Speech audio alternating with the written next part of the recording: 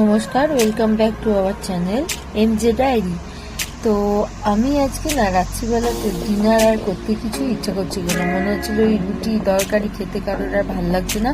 তো আমি আমার বরকে জিজ্ঞাসা করলাম, তো বললো চিড়ের পোলাও খাবো। তো সেটাই আমি বানাচ্ছি। তেলের মধ্যে জিরে ফোড়ন দিয়েছি আর তার মধ্যে দিয়ে দিয়েছি সবজিগুলো।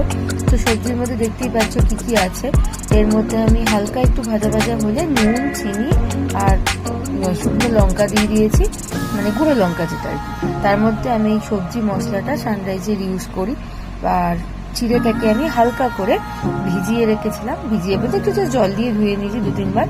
আর মোটা দানার চিড়ে তো ভীষণ ভালো লাগে, এটা ঝরঝরে হয়। আর তোমরা এইভাবে বানিয়ে খেয়ে দেখো, ভীষণ ভালো লাগবে।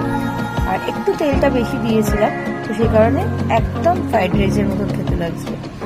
আর ব্যাস আমার তৈরি হয়ে গেছে, আমি আর এক্সট্রা কিছুই দিইনি। খেতে কিন্তু ইয়াম্মি হয়েছে।